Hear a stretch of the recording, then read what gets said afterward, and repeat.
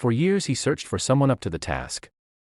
He tried training programs, promoted leaders, and brought in outside experts. All failed. The company, once solid, began to slowly crumble. Already weary, almost ready to give up, he looked around one last time, and then where it was least expected, something happened. Hello, my friends. I am Linda, and this is the Linda's Stories channel. I hope you enjoy this story. Belmonte & Sons was an imposing presence in the industrial district. From its humble beginnings as a small mechanical workshop, it had grown to become a corporate colossus, respected by many and envied by even more. Its modern glass and steel buildings reflected the afternoon sun, casting a long shadow over the cars that filled the parking lot. Arthur Belmonte, at 75 years old, watched from his office window on the top floor. There was something in his eyes, a fatigue that went beyond the physical, an invisible weight that bowed his shoulders. The wrinkles on his face told not just the story of time, but also of battles fought, sleepless nights, difficult decisions. "Sir, the documents you requested," said his assistant, placing a folder on the table. Arthur nodded without taking his eyes off the window. "Thank you, Martha. Please tell Mario that I need to see him." When Mario Ribeiro entered the office, Arthur finally stepped away from the window. The two men exchanged looks with the familiarity of those who shared more than just work stories. They shared a life. "How's the plan going?" Mario asked, sitting down in a worn leather armchair. Arthur sighed, opening the folder. "I'm tired of disappointments. I thought that among so many talented employees, I would find someone with enough integrity to inherit what we have built." Mario smiled sadly. "You are looking for a unicorn, my friend. Someone who knows how to navigate the business world, but keeps a clean soul." "Perhaps," Arthur ran his hand through his white hair, "I have one more test prepared for the financial department. If I don't find anyone, I'll sell to that group of investors." Mario felt a tightness in his chest. The company he had helped build in the hands of strangers who would only see numbers where they saw history. "Give me more time," Mario pleaded. "I have my eye on someone." On the third floor of Building B, the atmosphere was completely different. The contract analysis team lived under constant pressure. Spreadsheets, charts, and reports filled the computer screens, while the clock on the wall mercilessly marked each minute. Christine Mendez, 26 years old, adjusted her glasses on her nose as she analyzed the numbers before her. Having graduated only 2 years ago, she had been with the company for 8 months. Her colleagues considered her reserved, perhaps even a little shy, but no one questioned her dedication or competence. "Everyone, emergency meeting in room 32, announced Richard, the department manager. His usually confident face seemed tense. In the meeting room, the atmosphere was heavy. Richard was accompanied by 2 directors and Alexa Stone, a senior analyst who enjoyed Richard's special protection. Everyone knew the two maintained a discreet but real relationship. "We lost the Horizonte contract," Richard announced. "An analysis error cost the company $3 million. The silence that followed was broken by Alexa, who quickly pointed at Lucas, a young analyst. It was Lucas who checked the final numbers. "He must have made some mistake." Lucas paled. But I didn't even touch that contract." "Alexa, you know that it was you who..." "I checked all the data you sent," Alexa interrupted.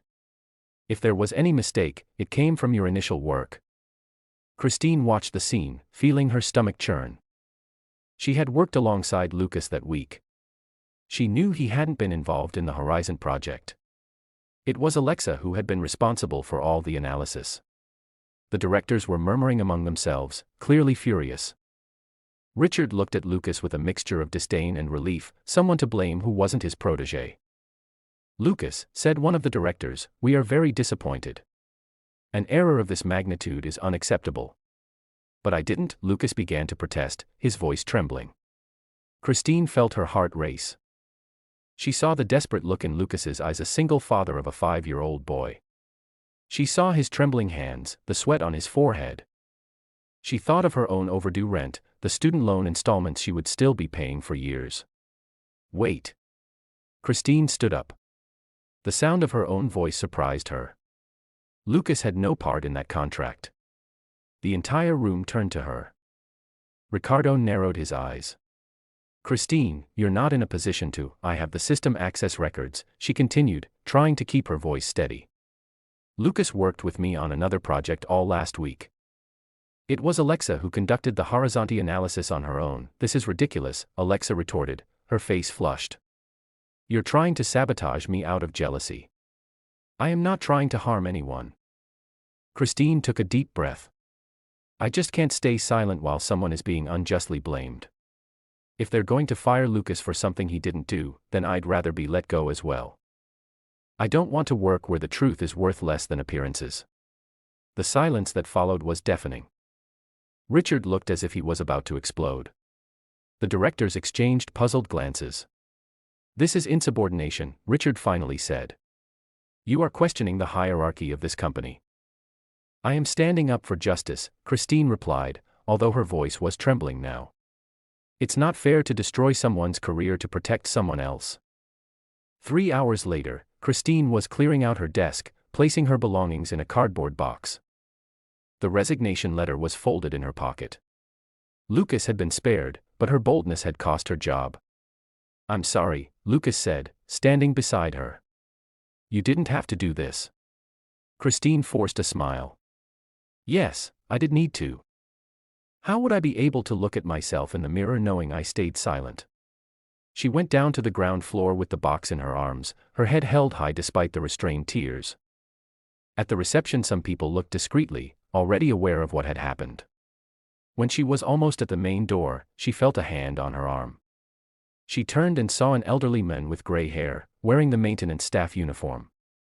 Miss, he said in a low voice, before you go, I would like you to read this. He handed her a small envelope. What is this? Christine asked, confused. Just read it when you're home, he replied with a gentle smile. Some truths need the right moment. Intrigued, Christine put the envelope in her purse and stepped out into the sunny afternoon, unaware that she had just embarked on a journey that would completely change her life. 3 days passed. Christine sent out resumes, made phone calls, and filled out job applications on websites. Her small apartment, which once felt cozy, now suffocated her with the weight of uncertainty. On the evening of the day, while she was emptying her purse in search of her keys, her fingers touched the envelope she had received. She had completely forgotten about it. Sitting at the kitchen table, she carefully opened the envelope. Inside, there was a yellowed piece of paper with elegant and firm handwriting. The true wealth of a company lies not in its vaults, but in the character of those who build it every day. Call this number when you're ready for a conversation that may change your destiny. AB, below, a phone number. Christine felt a shiver. AB, Arthur Belmonte, the legendary founder who rarely appeared at the company. Why would he be interested in a recently terminated junior analyst? Her instinct was to think it was a cruel joke.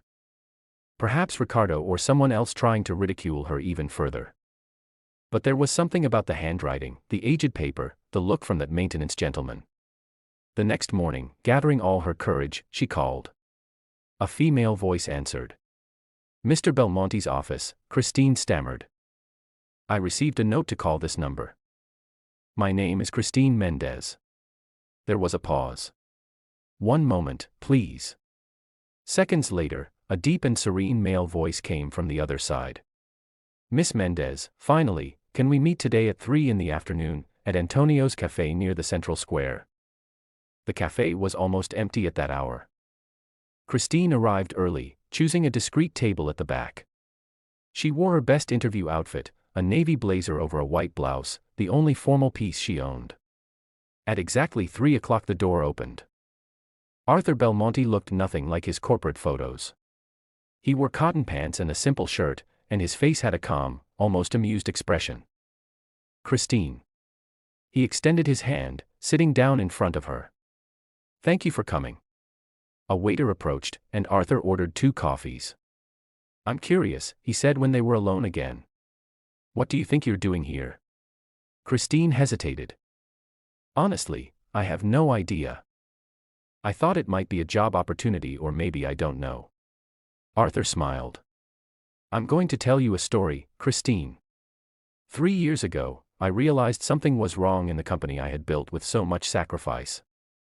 Entire departments involved in schemes, bribes, extra commissions pocketed by corrupt leaders. I was devastated. He paused when the waiter brought the coffees, thanking him with a nod. I fired many terminated contracts, but something inside me broke. I'm old, Christine, tired, and I need to pass the torch. And what does that have to do with me? She asked, increasingly confused. I decided to look for someone worthy, someone with truth in their eyes. Over the past few months, I created ethical situations, dilemmas, small tests. Everyone failed in some way. Arthur took a sip of coffee. Until, without me planning it, you stood up in a room full of powerful people and defended the truth, even knowing you would lose your job. Christine felt her face warm up. Anyone would have done the same. No, Christine. That's the point. No one else did. Arthur opened his briefcase and took out a document. I'm offering you 51% of Belmonte and Sons. Christine almost choked on her coffee. What? That's absurd. I don't know anything about managing a company of this size. You know the most important thing: to tell right from wrong, even when it costs a lot. Arthur smiled. The rest, you'll learn. I'll be around, and there's someone else who can help you. The door of the cafe opened again and the gentleman who had handed over the note walked in. Now, without the maintenance uniform, he was wearing dress pants and a neatly pressed shirt. This is Mario Ribeiro, Arthur introduced. My childhood friend and one of Belmonte's employees. He could have been a director, vice president, whatever he wanted, but he preferred to work behind the scenes, observing, helping, and looking for someone like you. Mario smiled, taking a seat next to them. You remind me of my daughter, he said. She would be your age now. The same stubbornness, the same dignity. Christine looked at the two men, still in disbelief. Why me? Why not someone with more experience, more knowledge? Because character isn't taught in an MBA, Arthur replied. Technical knowledge you can acquire. Integrity, you either have it or you don't. In the months that followed, Christine faced a steep learning curve. She studied all night long, attended exhausting meetings, faced skeptical and sometimes hostile looks. There were days when she wanted to give up, nights when she cried into her pillow doubting her ability, moments when the pressure seemed unbearable. One afternoon, after a particularly difficult meeting with the board, she took refuge in her office, trying to hold back tears of frustration. A gentle knock on the door. It was Mario. Do you remember the day you stood up for that young man? He asked, sitting across from her. What did you feel at that moment? Christine reflected. Fear, a lot of anger too, but mostly certainty. Certainty that I was doing the right thing even if it cost me my job. Mario smiled. Keep that certainty. The rest will follow. Gradually, she earned respect. She implemented a new code of ethics. She reopened doors for talented employees who had been unjustly removed. She cleared away the last remnants of the old corruption. Lucas, the analyst she had defended, became one of her most loyal collaborators. Ricardo and Adriana were invited to leave. Gradually, Belmonte and Sons returned to being what Arthur had always dreamed of, a company not only profitable, but also with integrity. A year after taking command, Christine invited Arthur and Mario for a coffee at the same place where it all began. How did you know I wouldn't disappoint you? She asked.